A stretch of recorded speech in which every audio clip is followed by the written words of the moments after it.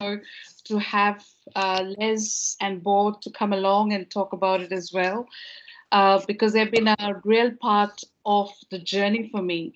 But I just wanted to say, first of all, thanks everyone from India and also from here who has made who's made it possible for everyone to come together for this talk. So when I'll just come to this point when Barbara and me were talking a couple of months ago in regards to this, and she was asking, "What should we name your talk as?" And then when I was giving her the info of my journey, who I was, and then she said, "Why don't we put this as the accidental writer?" So, which is metaphorically and also coincidentally, I am an accidental writer because I'll just give you a brief. But before giving you the brief of what happened to me, um, an accident that took place 10 years ago, and the anniversary is on the 5th of November, which will be 10 years on the 5th of November. So, what happened that, and Aaron, my friends, they couldn't join me today, but they send their best wishes for the story. And I don't want to bore you with my story, but there is something for everyone to take away, that why I write and what I write and how I write. So, and I think it'll resonate with everyone. Um, there's always a pain that's related to writing romance and writing a story that could be yours or could be mine or could be everyone's. So in 2011, I went with a couple of friends to Mount Cathedral, and we all had practiced a few here and there sessions. And then coming from India, and this is no offense to everyone who are from India, but we like to take everything like, yes, we can do this. This is no problem. So I went with that flow and I climbed. I did climb what it called, I did climb I've climbed the entire uphill. And then when during at sailing, I just couldn't do it because I was very scared. And I told one of my friends to come up and help me, um, is because I'm just totally scared. I won't be able to do this. So I forget because I'm very short built and my legs are very short. So to cross from one mountain to another, there's a little bit of a gauge in between those two mountains, and my legs slipped. And then I fell 40 meters, and I have a broken injury, like,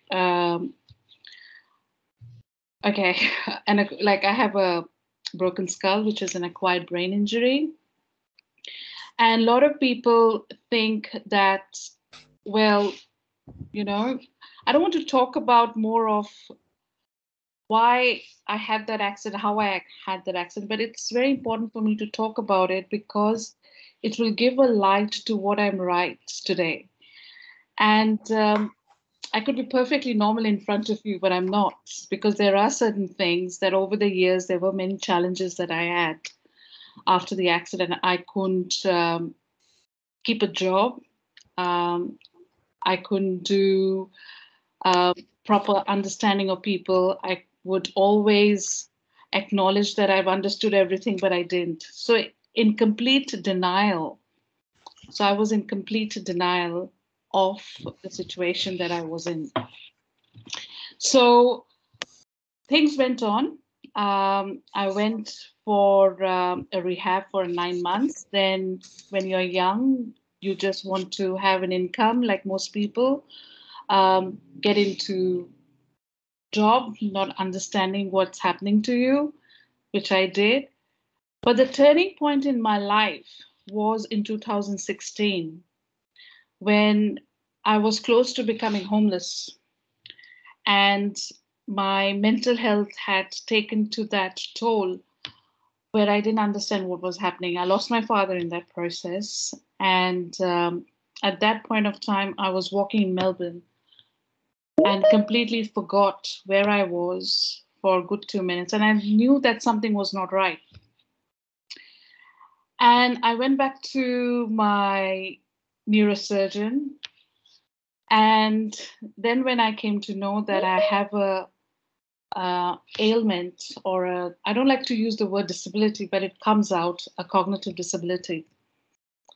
And I had to go back into therapy for around 12 to 14 months. And I still have a lot of problems to this days. I have to go back into speech. I've lost a lot of friends, but the good ones always stuck by me. And they are here too, and they are here and they know who they are. And I had to go for my spinal injury, everything. I learned how to speak again, to understand, because I was able to understand what people were saying, but I was not able to put things into together. And I would just pretend I understood everything. And I lost everything that I had in my name. So one day, there was this therapy that I was going to speech therapy, and they asked me what you like to do. And I think it was my OT, occupational therapist, as well. And I said to them that I like to write poetry, because when I'm writing, I forget about the pain. I forget what's going on in my life, because that's what kept me connected. And then she asked me to write something, and I wrote a poem of my broken brain. And they said, what do you like to do? And just when I was having a therapy, I think I came to Busybird, who were my publishers for these two books. And I met Les, if you know, if you remember. And I don't know how I reached there, but I said, I just want to do something about my book. I had no idea what I'm writing, what I'm doing. And that's how Mira Rising came into form. So going back another decade back in 2008, I was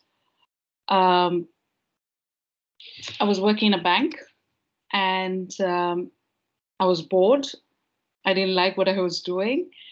So everyone, I think when you come to Australia, you all have a second hobby, either knitting, which I'm not so good at, or cooking, which I realized in lockdown that I'm a great cook.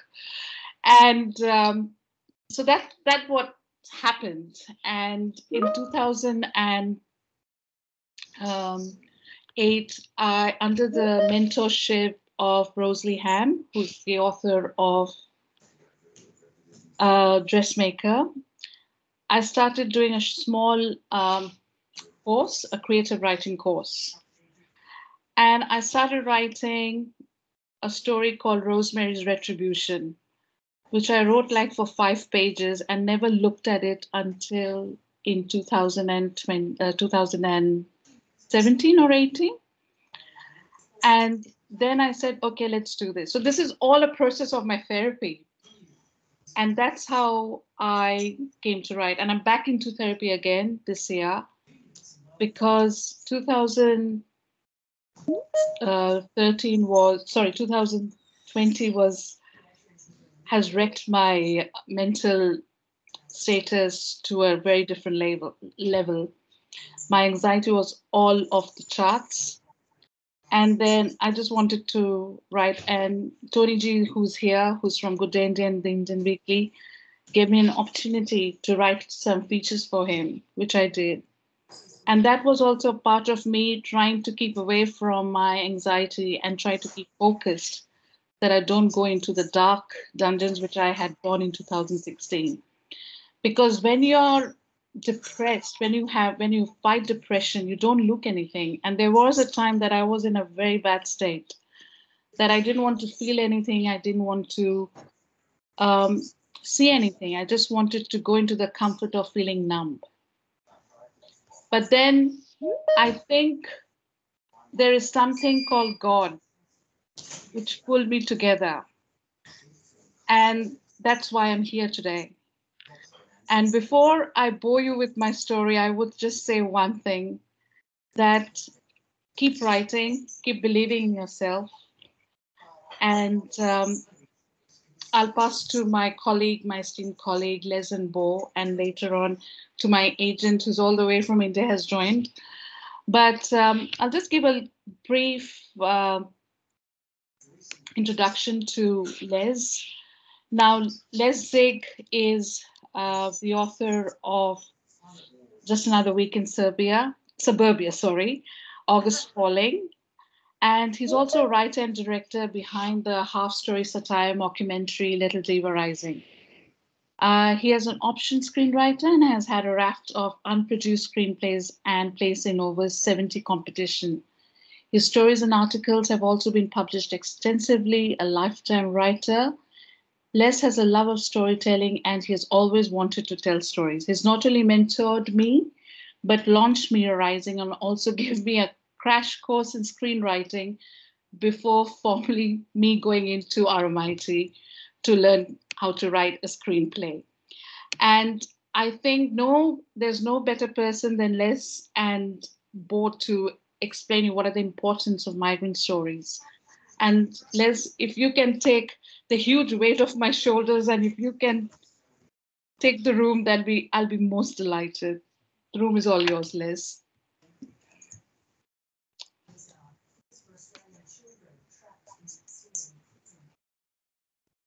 Sorry, I was muted, probably for the best sometimes. Yeah, so I actually think there's two really key components to what Noni has said. And I don't want to minimize the migrant story thing, but like I actually want to just go back to what she talked about depression and going through something as monumental as a acquired brain injury. I mean, I've had a history of mental health issues also. And one of the big things with depression is it's really your anger turning inward at yourself, and you get frustrated with certain things that in your life that you feel you can't change. And it becomes this downward spiral where you just keep going, in a circle. And the more you plummet into this circle, the tighter it closes on you also. Now, I actually think one of the important things with writing is it helps you externalize.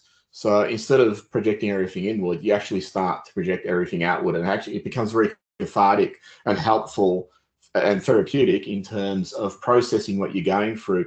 And one of the things I've always believed is writing is a reinterpretation of self, of the things we've gone through. It doesn't necessarily have to be entirely biographical in what you write. Obviously, with Noni's two books, she's not writing solely about herself, but her characters carry aspects of her in them, and in those characters working out the problems that they face, in overcoming the obstacles they face throughout the course of the journey, it's really helpful, I imagine, to Noni and for any writer who's doing the same thing, just to deal with whatever's going on in their own heads. So I actually think writing can play a huge part, a huge therapeutic part in our own evolution as people, because it helps us learn more about ourselves and helps us learn about the way we move through the world and helps us just actually make sense of the world. Because, I mean, you look at what's been happening in Victoria for the last 18 months, it's really difficult at the moment. And I'm sure a lot of people are going through a lot of struggles, but in writing it helps you actually take what's in here, locked in here, and just articulate it on the outside. And in terms of migrant stories, I mean, I think the greatest beauty of a book is it can go somewhere you can't. I've never been to India. I'd love to go to India one day. I'd love to leave Victoria one day also. But I would love to experience an entirely different culture. Now, I can't do that at the moment. And the reality is, many of us are just working to pay bills and that sort of thing. And we don't always have the time and luxury to pursue our dreams. But that's where a book can help you live vicariously through the characters and through the experiences of that book. And it can also teach you so much about that culture and immerse you in a different way of life. And I'm sure there's plenty of people who've read stories, and after they've read the story, whatever the story might be, they feel like, you know what, I'd like to actually pursue that a little bit more. I'd like to explore that a little bit more. So I think Noni's done something almost, heroic in a way, given what she's been through, to come to Australia and write about these stories and to show another part of the world and show characters going through something that everyday Australians probably, you know, never face or very rarely face. I think it's really powerful and evocative. And just to do that while she's had to go through all that rehabilitation and all that sort of stuff, you know, writing's hard enough as it is. I can't imagine doing it when you've had an accident like Noni has. So it really is an amazing thing that she's done in writing those 2 books and still pursuing her dream of writing. And I think this is another great part of the story. She was talking about working in a bank and being bored. It's, I know Bo might be able to correct me, but I think it was T.S. Eliot said that I think it was T.S. Eliot said, you're never too old to be what you might have been. And Naomi maybe a little bit belatedly found her passion for writing, but now that she's found it, she's embraced it. And, you know, we're all the better for it. Thank you so much, Les. Thanks a lot. But you know what? I think what you just said, that I found my mark, but I think born in an Indian family, sometimes with mental health being a stigma to a lot of people as well, they don't see it. And if I become a writer, they'll say, well, how much money are you going to earn from being a writer? So that's the question. That's the first thing that comes to everybody's mind. So when I came here to Australia, it was a different game altogether. That you can be anyone. You know, you can be a doctor today and you can be a call center, you know, in a call center tomorrow. So it doesn't matter. So that were the stigmas that I was battling. So what do you think that has changed the way people are looking at people choosing as a writing career, and people living with disabilities as well choosing as that? Well, I mean, I'm Greek Macedonian, so I actually came from a background where the arts, so whether it's writing or music, my mum's side is all very musical. They've all been in bands and that sort of thing, but they're frowned upon because people look at it and go, well, how much money are you going to make? Where's it going to get you? What can you do? You sell a story. What's it going to make you, and all that sort of stuff. And people see how much work you put into writing. I mean, you put hours and hours and hours, like hundreds of hours into a book. And often the return is not, you know, unless you're J.K. Rowling or Stephen King, you don't actually make a lot of money. So you do it for the passion, for the love of it. And I can't speak for Noni, but just in my own journey as a writer, one thing I did learn after hundreds of rejections and near misses and that sort of thing is that I love to tell stories because that's what I want to do. Whatever else comes of that is great, you know, but that's my primary passion, is just to be able to tell stories. And I think when you listen to Noni talk, it's obviously been a passion for her for a while, but which has been deeply locked inside her. And, you know, in a way, I mean, sorry, I don't mean to minimize what you went through with your accident, but it also opened the door for you to find this pathway and to tell your stories. So I think, you know, sometimes you can look at, you know, life and think it's unfair and say, well, geez, you know, why did that happen to me? But it's also potentially an opportunity to follow a different path. Sure. So sometimes they're also like mixed blessings. The silver lining. Yeah. Silver lining. And I also have Bo here, who has been my, you know, pillar of strength wherever. Where are you, Bo? I can't see you here. But I'll just... Hello. And he's been helping me like structuring my book, and so has Les has been. And I've been getting the cane, like, you know, they take an imaginary cane, like I can really feel the, you know, whipping around my back.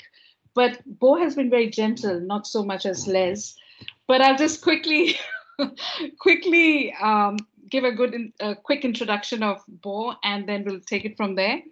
Now, Bo Hillier is a writer and editor. Since 2014, he has edited educational workbooks, audiobooks, and a wide variety of novels and nonfiction works. As a writer, he has written award-winning short stories and dabbled in blog writing, and he lives in our beautiful city, Melbourne.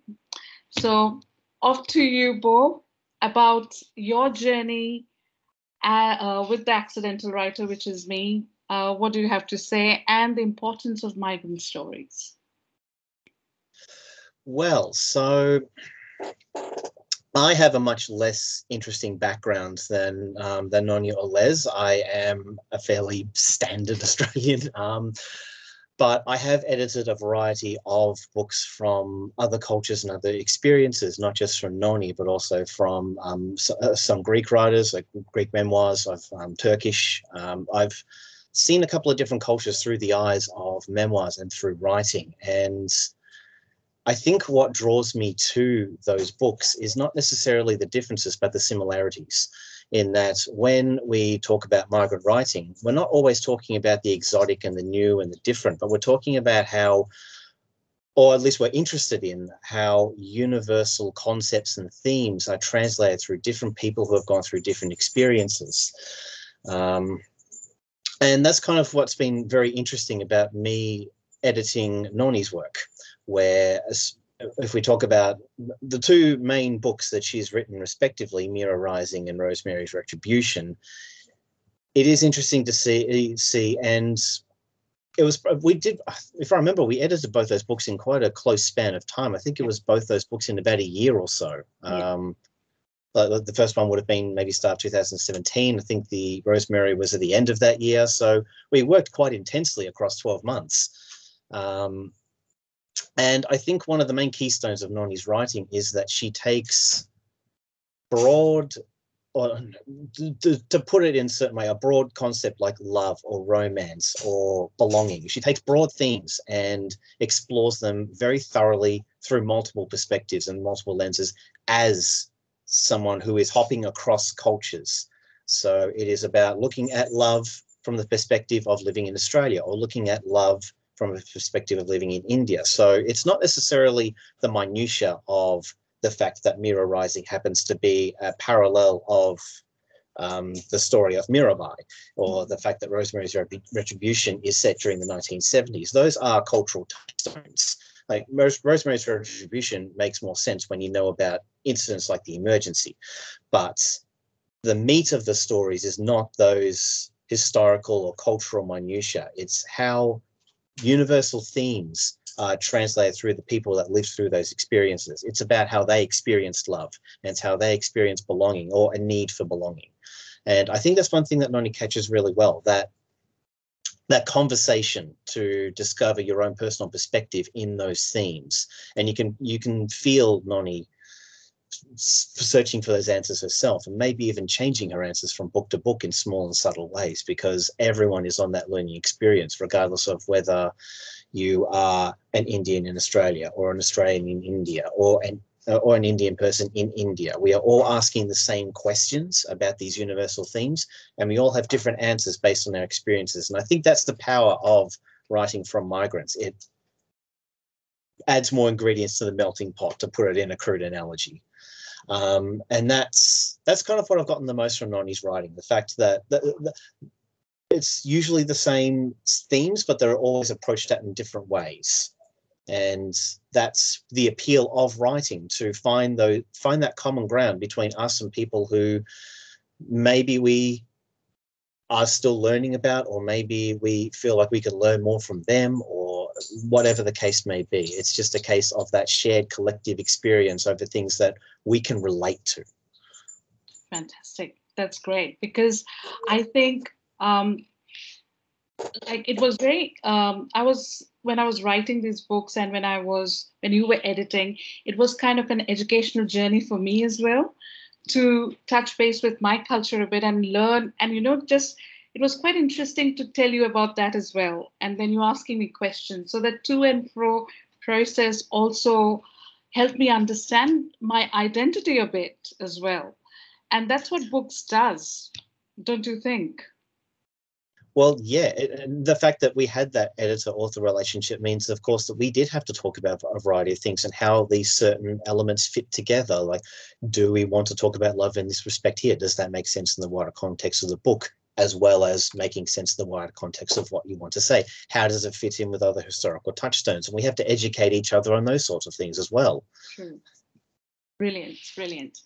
Now, I do have my third guest, and she's all the way from India. And she's got some great news, which I think she will tell. But I'll give you a brief introduction. And this is Lalita. She's from Foray Agency, and I'll just like meeting Lalita, and her full name is Ravindran. Now, she's the founder of the First Foray Literary Agency, which began in 2018. And I also met her quite accidentally in 2018. Now, she calls herself as a karmic relationship with books and stories since she stumbled into the publishing field after a long and successful corporate career. There I said about the bank, I was right. A chance meeting at a lit festival with a new author led her into becoming an agent. She focuses on debut writers of fiction and non-fiction. First Foray is an emerging editorial agency handling book adaptation to films, televisions, and web series. And Lalita, it's all over to you and the announcement that you want to make and your relationship with me over the last 1 year. Right. Thank you so much, Nandita. Nice to see you here speaking about your journey as a writer. And you are the accidental writer, and you have to have the accidental agent to be on the other side of the coin. 2018 is the year we first met. Yes. And that was the year that I was taking tiny steps, very gingerly, very not very eagerly, I must say.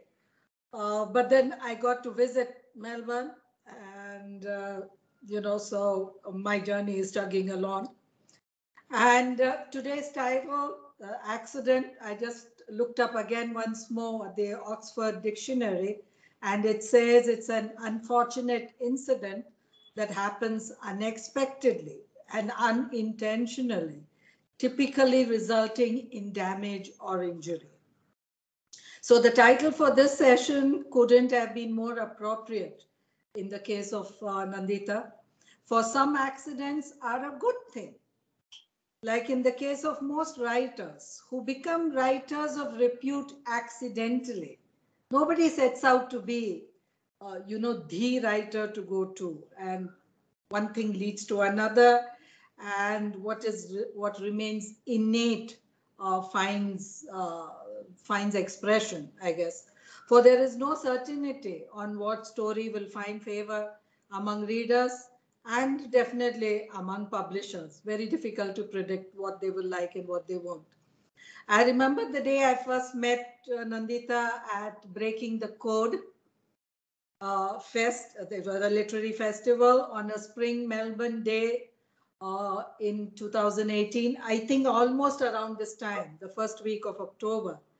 I've come to know her a lot better from the reticence and shyness I first witnessed.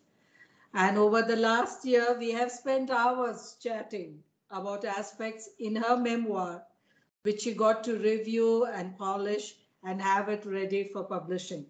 I think we had a 4-hour chat session, if I'm not mistaken, and we didn't know where the time had gone. So diversity and inclusiveness are put out there as support for all, and at times it feels like tokenism. But we must remember that 2 out of 5 people in the world today are Asians. And try as you can, nobody can beat Indian and Chinese food. And food, as we have been told oftentimes, is the way to the heart. So whether Rosemary's Retribution or Mira Rising and the soon to be released, the one that Nandita is talking about, Dirty Little Secrets, her memoirs, she delves deep into her characters and lets us peep into her own life and the transformative events that made her an example of how one can triumph despite challenges and accidents. At the end of the day, even a pesky Nandita is endearing because she doesn't have a mean bone in her body, and her ability to laugh at herself and laugh with you is what sets her apart and makes for honest friendship. I wish Nandita a terrific career as a spinner of tales, as she is a reflection of what is good in humanity, and wish her the best in everything she sets her heart to. And yes, I would like for her to be a best-selling author. I'm so glad I get to represent Nandita in India and hopefully everywhere else soon. I'm elated to be part of this event, and thank you for letting me speak about my favorite author. Oh, that is so cool. Thank you so much, Lalita. Thanks a lot. And you know what, Lalita, Bo was the first one who actually he edited the work, and it was a very long title. To me and Bo said, "Are you sure you want to keep this title? It's too long." And yeah, and he's written a little, given a bit of a review as well, which I'll be sending it to you soon.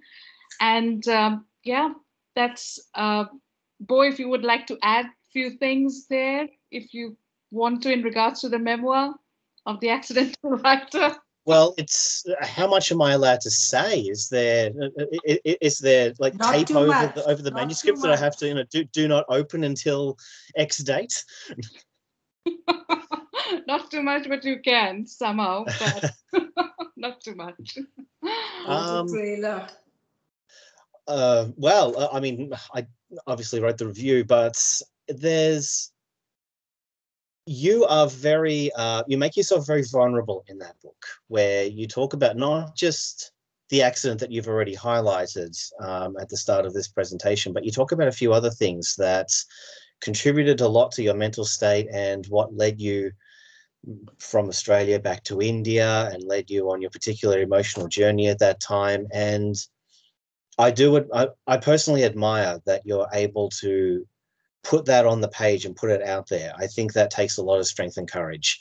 And I've always admired that from when I read that memoir, and from the way I've seen you, as Les suggested, you do kind of represent yourself in other books as well in more abstract ways. So I think you're always looking for ways to examine yourself and be honest with yourself. And I think your memoir is one of the purest reflections of that. It's gone on a massive journey over the years as well. I mean, we edited it 3-4 years ago now, that the main big edit where we had the big title and we had to look at whole chapters thinking, okay, we have a whole section here that it's got to go. It's just I don't. You say that I'm gentle with you, but I think it was in that memoir that I was probably the most ruthless with you, where I was trying to cut whole halves of chapters and rearrange quite a bit. No, you have to be gentle, Bo. And if it was Les would have just chopped it all off. Trust me. Yeah, she said you were gentle compared to me though, so. Relativity is Yeah. important. I'm glad we have context. I don't really have much more to add on top of that. Just that I admire that you wrote the memoir to begin with, and that you were so honest with yourself in that period of your life, not leading up to the accident, and what your state of mind was at the time, and what you were looking for. And reading your memoir suggests a lot about what inspires you as a person and as a writer, and it explains a lot about what influences your actual work that chronologically you wrote years after that period of time. Thank you so much. Now, before I read a part from the book, and then I'll open for questions, but I just have to say something, like in regards to recently, earlier this year, I had a big operation, and I came back and we were talking, we were just me and my mom. I had to say this because one of my neighbor has said, you should say this. And we were just battling, like a lot of people go through a lot of, like, when I go into dark place, I don't think what's happening. I just say as it is. So this is very funny. And this is something that I really wanted to share just to make the mood a little bit light. So my mom, my sweet little mom, she said that I had a blood transfusion earlier this year. And she said, there's something very nice about you, that maybe the blood that you have received is quite good. You're a different person altogether. So in a sweet little way, and I had to say this, and she said that she's making me understand that life is okay. Okay, whether it's your blood or someone else's blood, you're okay. So I take that with a pinch of sugar, not with a pinch of salt, with a pinch of sugar. So that's what I wanted to add. And I think she's just sitting next to me and she's smiling away because I told her that, Mom, I'm going to make you famous today. And she was saying, okay, do that. So I just wanted to say that. And any requests from you guys, which one should I read? I have like either Mira or Rosemary. Which one do you think I should read from? Les, Lalita, Bo, which one? I was going to say read from your memoir, but you obviously don't have it there. Oh, I don't want to read from my memoir. Mira. What? Mira, read from Mira, Nandita. Mira? Mira. Okay. Yeah, let's say Mira. Okay, cool. All right. So it's page 15, Lives by the River Yarra. Looking outside the window, Mira watched the tiny droplets of rain that created ripples on the Yarra River. She thought about the sign she read next to a pond a few days ago. Water wears all colors and owns none. She felt like that today. 6 years in this land, she had been so scared to call it her home.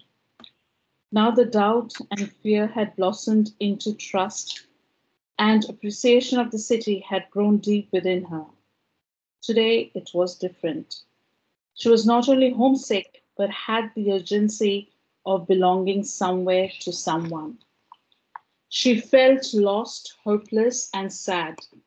She looked at the idol of Krishna.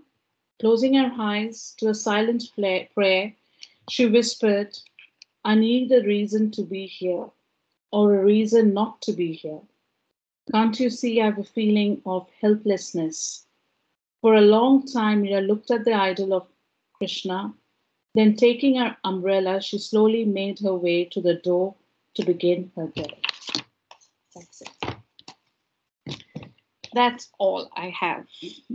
Now, if you have any questions for the guest or for me, please go ahead.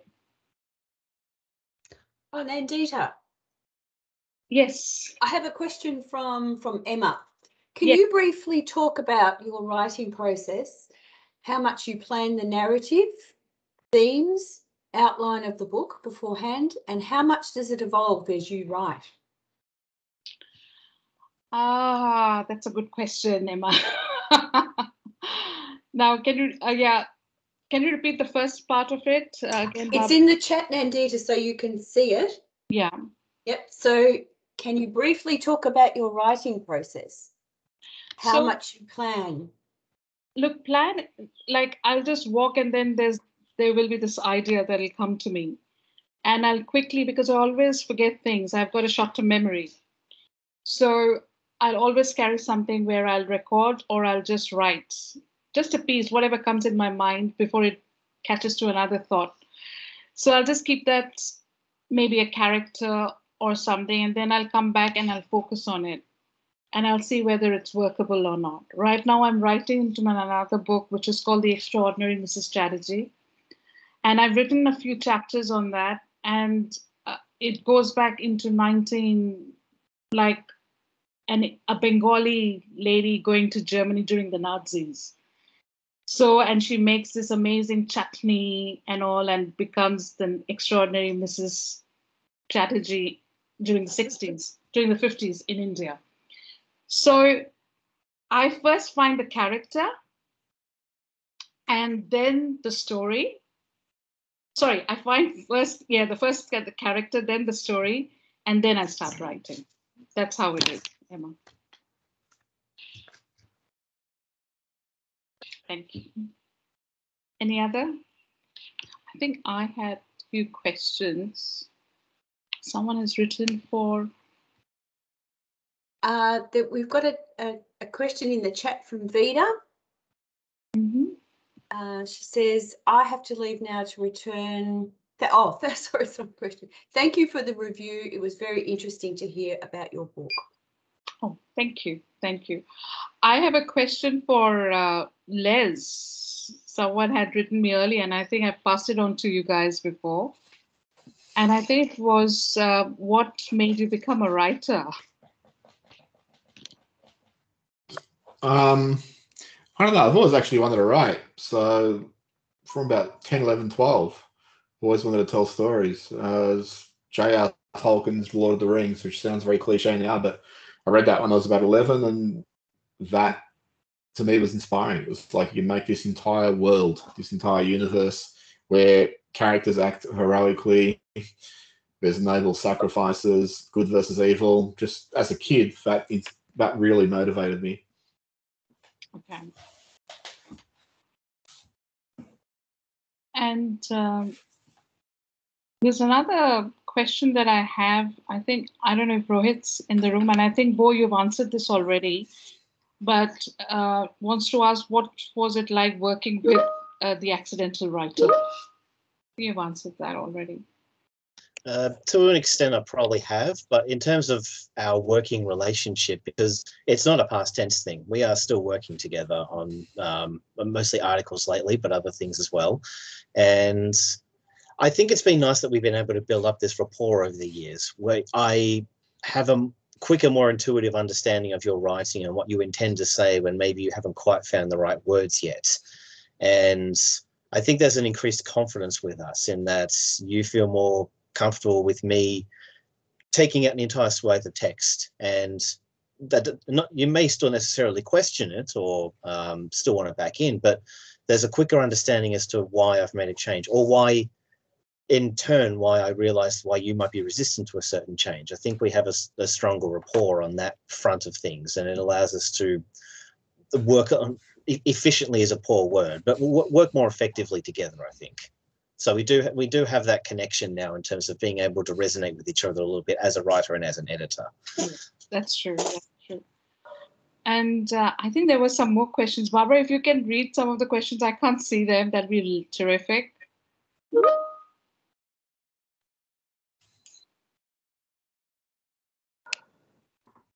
So there are a few questions here, but I can't see them. Yeah, Nandita, I had a question. I put it in the chat. Yep. But for convenience, I can read it out to you. Sure. Please. So do you write every day, and do you have a fixed hour of the day? Any preference? What's your regimen? Well, I have to write every day to keep my brain active. I have to do that. And that is also for not falling in the dark side or getting my mind stuck somewhere. And I don't want to think otherwise other than writing. So every conversation I do, it has to be writing. And that's why I've lost a lot of friends over the years. And sometimes they don't understand what I'm thinking. But the great ones are here who are also in the memoir, which you'd read about them too. And they always stuck by me. And I think Mr. Sethi is here also from Good Day India and the Indian Weekly, who I write the daily features for. And I start my day with what I'm going to write and how am I going to end. Because that's all I know now. I don't know anything else, to be honest. So I hope I've answered your question. But yes, I write every day. Thank you.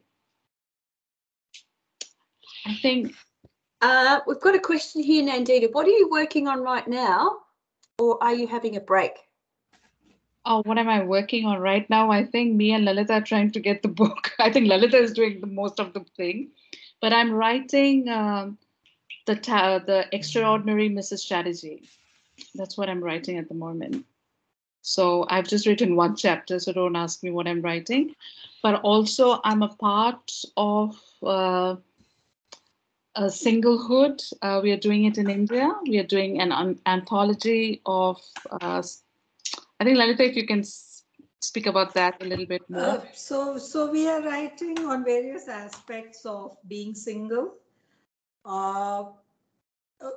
versus companionship versus loneliness versus everything else, but the center of it is single and how each one adapts or reacts to it. So it's not really an anthology, I wouldn't like to call it that, but it's various shades, because the 20s person sees singlehood differently.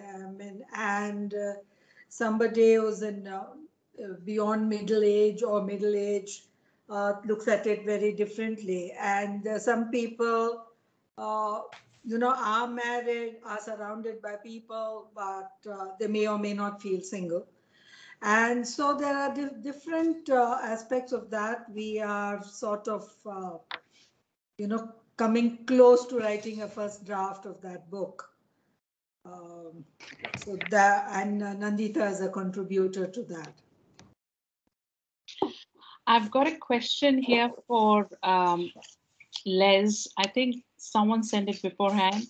How hard is it translating migrant stories, and why is it important? I think you've answered that already, Les. Yeah. You guys still got a few other questions in the chat too. Someone's asked where they can buy your book, new book. Oh, my new book? Yeah. Lalita, you have to answer that. Okay, the book should be released sometime in November. I think about a month from now. The editing is going on, and it should be ready sometime in November. And for Melbourne, it's going to be a worldwide availability through Amazon.com. But for the Australian libraries, our publisher has promised us to send it to your distributor there. So that you can stock it in the library, and if anyone else is desirous of ordering a copy, you could do it through that, or you could order it on Amazon.com. Oh, thanks for that, Lalita. That's great to know. Somebody else has asked, do you write every day, Noni, or a fixed hour of the day? Oh, I've answered that. Yeah. Yes. But yeah. What have you learnt from all your editing and proofreading processes that have stuck with you? Well, try to chop it as much as you can.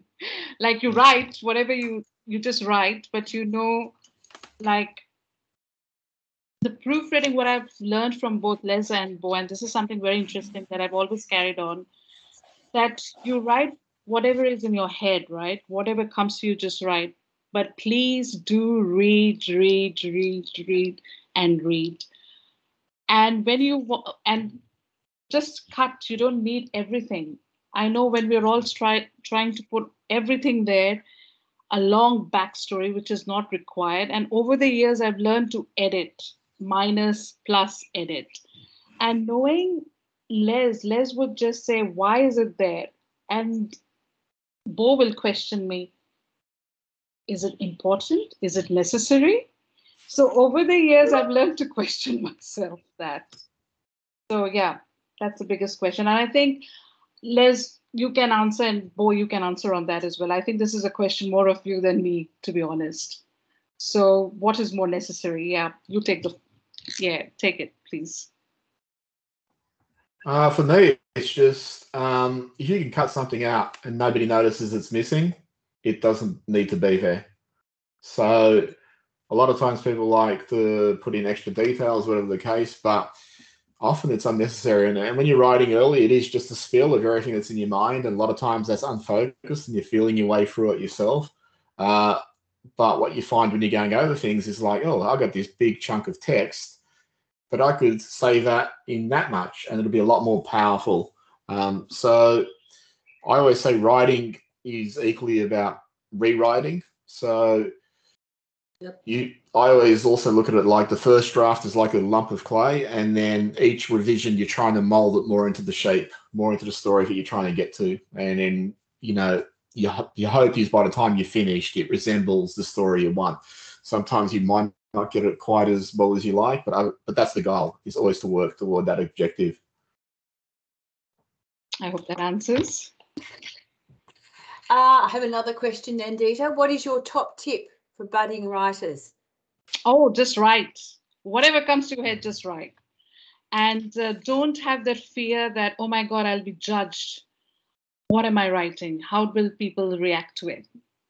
Please don't even think about it. Just take the pen, or on a laptop or on your mobile, just type whatever comes to your mind and read and you have to see whether, okay, this is this is you, and this is what represents you. There's a lot of people first, when budding writers write, they start with a genre which may not be them, but they keep continuing it. And then finally, when they start writing, keep on writing, they'll find their genre, they'll find their theme, they'll find what they want to write. So I think that comes to, ultimately. Yeah. I have a question for Bo and Les, actually. When you edit and proofread Nandita's work, do you make the books Australian friendly more than the original form? And if you do, how? It's more a question for you, though. It's mostly just in the nuts and bolts side of things. So we're not looking to refilter the content, or we're not looking to completely recast how it's written.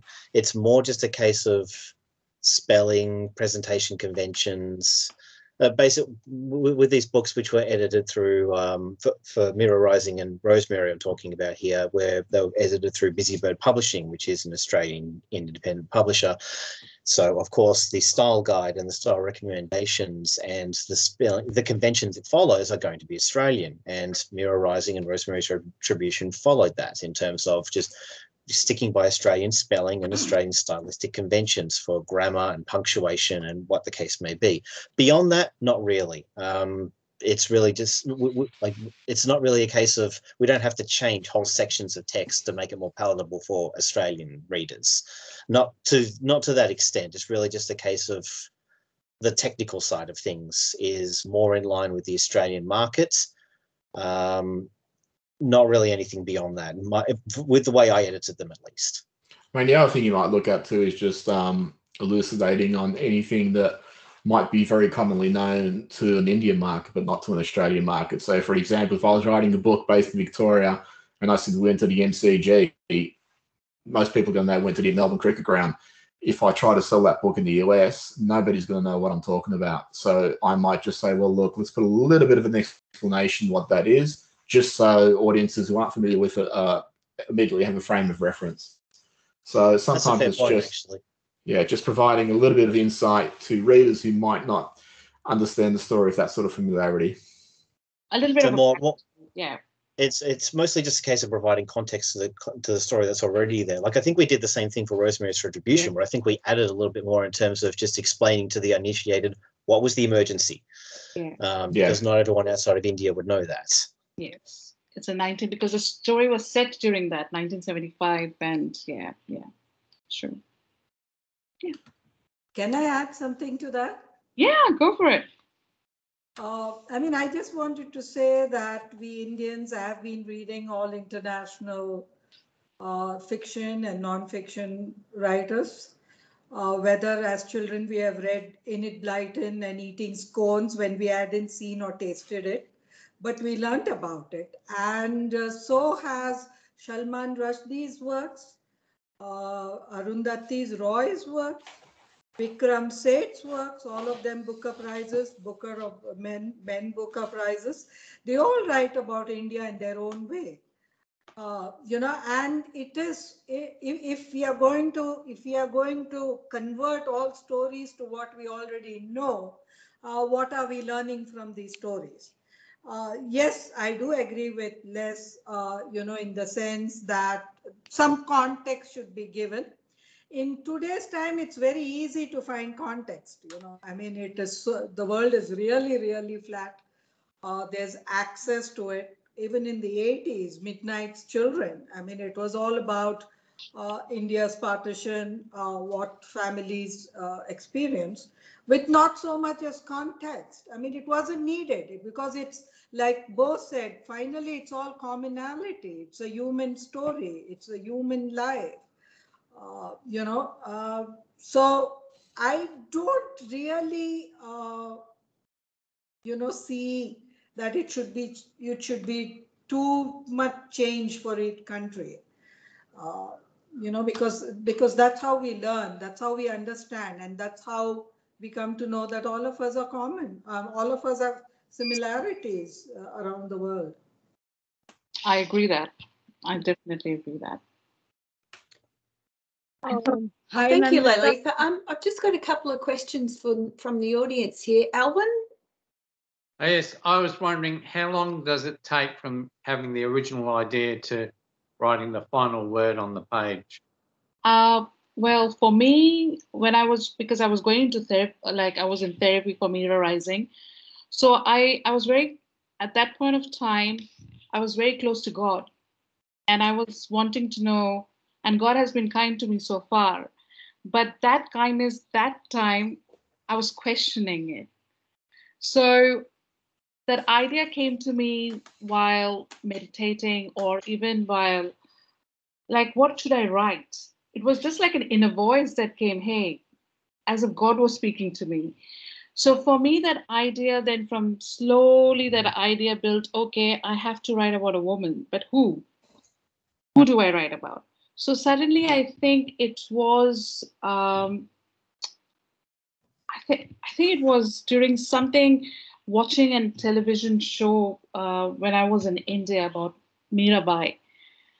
And that quite resonated me. And I was talking to mom during that time. I think I was in India when dad passed away, and I was there and I saw something and I was speaking to her about that. And all these emotions were going in, and I said, okay, let me make a decision and write something about that. So that's how the idea came. And finally, when I had put it into paper, I would say, when was that? I would say another 6 months, 7 months. That's how, yeah. And then I finally completed it all during the process, during therapy, and then going back to Busy Bird, and then Bo, and all the exchange of the proofreading and editing and so forth. Yeah. Yeah. You have a number of books in your head at one time? No, I can't do that. One at a time for me. And I have to be, I can't do that. Very good. Yeah, I won't be able to. Physically and mentally not possible for me. So, yeah. Thanks very much, Alwyn. Armin? Hi, Ahmed. Hi, Nandita. Good to see you Hello, here. good And to good to see hear you. Thank you for sharing such a powerful story, right, about your journey, how you transformed crisis into, all that you have done, right? So, and from a mental health perspective, myself as a counselor, I think what you share is so powerful because we don't hear these lived experiences, right? So, thank you for being brave, courageous to share that, and also showing people hope, right? That how you can have outlets which can, help you rebuild that emotional resilience again. And also in terms of, as a migrant myself, the migrant stories which I shared. So I'm very proud to be here, and thanks for sharing this all this with us. So my question will be the pandemic, 18 months of being home, going out a little bit and then home again. How did you cope with that? And also in terms of your writing, how did that impact? I mean, I suppose could go both ways, right? So that's a good question you asked, Salman. I really, really, really struggled. Last year was very bad. The whole pandemic, I was alone the first year round, and the world was crushing. I was in and out of hospital. My anxiety just went off the charts. But I was helped, to really help myself. I actually went and asked to Tony G, and I hope Tony G is listening to this, that can I write for your magazine? Can I do something? Because I always wanted to write, and writing was something, and I was writing a screenplay as well. I kept myself busy. Otherwise, I know what will happen. And it was hard, very challenging. And I have a condition called vestibular migraine. And I think in April last year, I was in bed for 3 days. I didn't get up altogether. And my sister and my mom got quite concerned. So they couldn't come because I think last year was like they were doing a lot of police checks and so forth. So they were constant with me on FaceTime and so forth. But it was hard. And I had to have that operation also when this year, when we went for the 6th time in lockdown, I had no choice but to get my mom. And she's been here. She's been a pillar of support. And I think we are looking after each other. She's in her 70s as well. So I think God has been really good to us. And I've got all the support. I've got Bo, I've got Les, I've got Lalita from India, and I've got my sister. I've got my entire NDIS team looking after me.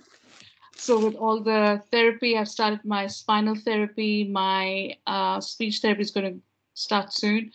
And also because I've got recurrence, I have a problem now. So, and I would say thank you to Richard, if he's here anywhere, who's actually pushed me to get out there and, you know, motivate me. Then don't stop, just keep writing. Don't, you're brave and everything. So I think everyone supported a lot during this too long. I don't show because there's nothing to show. It's all what I am.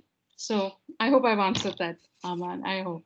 Thank you, have, and so inspiring, right? To so you. that any challenges that have come, you have not taken as a challenge, but have seen how to overcome it, right? With the support of the army and also your own power, will and power, right? So the power of your mind. So I'm very inspired. I mean, I've known you for some time as a friend, but today I hear more, and I mean, there are things that I didn't know about. So, and that just puts a lot of context to all your achievements and all the things that you do that inspires us. Thank you. Thank you, Go. Thank you so much. Thanks. Oh, that's a lovely comment. Can we buy the books here in Australia in advance? Richard wants to know. Is that your friend, Richard? Yeah. Oh, Richard's here. Hi, Richard. Oh, he's here. Lalita, I think that's your question, or which is it for my old books or for my new books? For your new books. Oh, Lalita, you have to answer that. Sorry. Yeah, there'll be a week or two of pre-orders where they'll open up so you can place your order in advance. But yeah, if you're asking whether you can get it in advance of it releasing to the public, I am not sure about that. But you can be one of the first ones. And so pre-order link is what, Nandita and all of us will be sharing when it's ready. So you can place your order. Yeah. Thanks for that. I want to buy 10 books in advance, please. Wow. Give me your number. And can we get them autographed by you, Nandita? Absolutely. Absolutely. We are finding a way. No, I think the publishers will look after that. And I think Lalita is in touch to get the pre-orders. Yeah. That's great. Thank you. I have another question. Lalita, Nandita, Les and Bo, are you able to share who your writing idols are? Oh,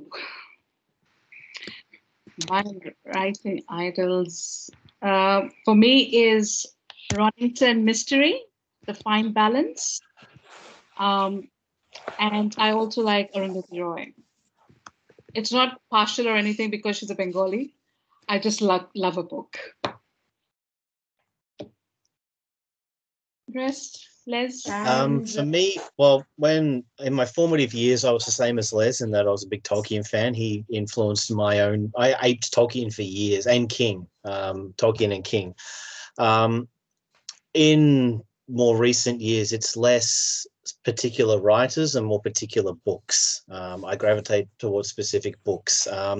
Lalita actually mentioned Midnight's Children before. I love that book. I love Perfume by Patrick Suskind, Remains of the Day by Kazuo Ishiguro.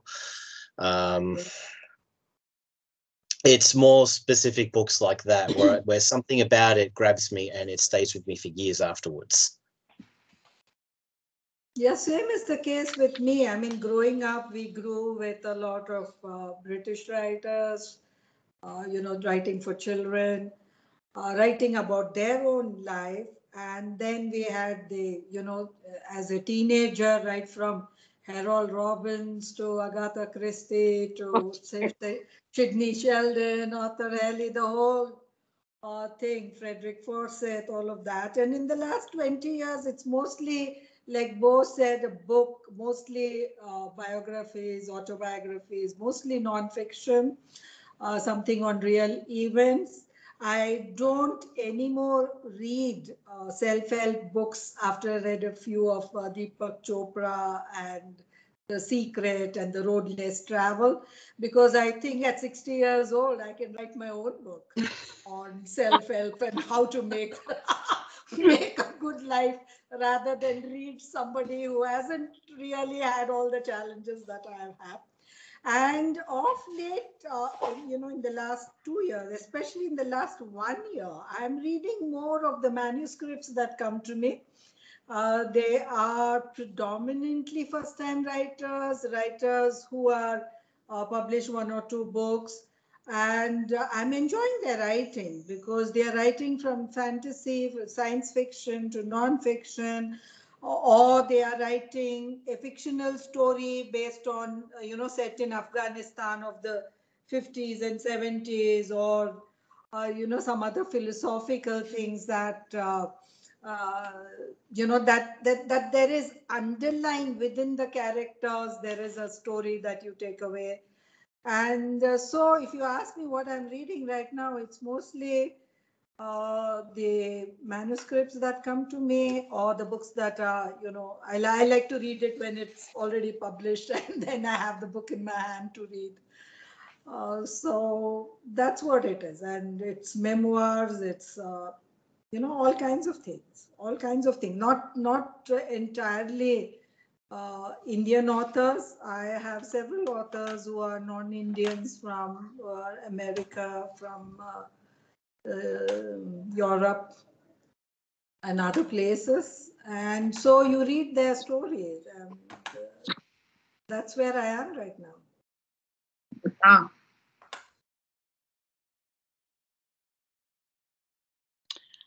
I also like Harry Potter. Sorry, I forgot to say. Yeah. That's another favorite of mine. Sorry. Les, what about you? Going back to Tolkien, I mean, one of the reasons I love Tolkien was just because of the amount of history that was imbued in every aspect of that story. And growing up wanting to be a writer, it just taught me you need all that backstory to prepare you for the world that your character is going to navigate. Now, that doesn't necessarily mean that backstory is going to be in your actual story, but it actually helps you direct where your character is going to go and how they're going to behave. So for me, that was a really important lesson. But I read a lot of fantasy when I was a teenager or a kid, and a lot of it was very formal, like Tolkien. And then I read To Catcher in the Rye by J.D. Salinger, and that taught me a lot about writing, that you could just be who you are and you could just write the way you want to write. Because back then I kept trying to write very formal and flowery, and that taught me a valuable lesson about voice, that we all have a unique voice, and that's what we need to put across in our writing rather than trying to be somebody else. Brilliant, brilliant. Okay, Aman, do you have one more question from you? Sorry, that was my the hand from before. Okay then. I think we have one last question, Nandita. What would be your guru mantra to be a fighter, as versus all have our own challenges? What is my guru mantra to be a fighter? As we have our own challenges. Never give up. Well, to be very honest, I was speaking to someone today and we were just having a chat that a cat has got 9 lives. I've got 20. So I don't know what will be my mantra, but I would say that just don't give up. I did give up at one point and there's no point. I know there'll be a lot of anxiety and there'll be a lot of, you will feel that, yes, this is beyond your control. You'll feel that you can't do anything. This is all something that is not meant for you. And why is this happening to me? But there is a reason which I failed to understand when this accident happened. And it was all my fault, which I was being told by a lot of people. And something that happened, which you'll read in Dirty Secrets as well, that was all my fault. And I've heard it all. But then if those things didn't happen, I wouldn't be here today and talk about my life journey with you and become a writer. So as Les said, that everything has a silver lining, and I think, yeah. So there are a lot of things that I want to change, but if I want to change, what will that be? I don't know. So I think just go with your heart. And just be honest to yourself, and you'll be fine. You'll be okay. That's what I would say. And I also, just before we finish this, I want to say thank you to a couple of people. To Barbara, especially for doing this. Thank you so much. And Les and Bo and Lalita, thank you so much for tonight, wherever we are. And also to me too, she's not here, but she's always been a pillar of post, to Tony G, to Richard, to all my friends, my girlfriends, Evie, Susan, Kim, to everyone, to Emma. We know each other for a short time, but we have become very close. And to Tom, my neighbor, who came and helped me set up the banners at the back. And everyone who has been a part of my journey. And I thank you for coming and listening to this. My sister, Rohita, you're here too, Sumita, and my mom, who's sitting there and listening to me going on for hours. And she's been very patient with me and listening to everything, though she has lived the entire thing. And I just want to say thank you so much for coming and taking the time today, everywhere from India, from Sydney, from Melbourne. And I think when you read my memoir or when you read my books, you'll be able to find a little bit of you in there too. So with that, thank you so much. And yeah, that's all I can say. Thank you so much, Nandita. Thank you. And Narelle is here tonight, Nandita, and she has sent you a message. And she says, thank you so much, Nandita, for your brave and honest account of both your personal and writing journey. It's been so lovely to have Les, Bo and Lalitha provide insight into your writing too. Fabulous. And pretty much that was what I was going to say. And we've been very, very privileged also to have a perspective from your writing team. It's very rare to have your editors and your publisher present. It's given us a really well-rounded view of your writing and your writing process. Thank you very much. And just to say, Narelle is, Barbara, if you can decide who Narelle is as well. So. Oh, yes. Narelle is the coordinator of customer and service at Moreland City Libraries. And I believe you're a new manager. Yes. Yes, she is my new manager. Cool. That's good. All right, guys. Thank you so much and have a good night. Okay. Thank you very much. Thank you. Thank you for coming, everybody. Thank you.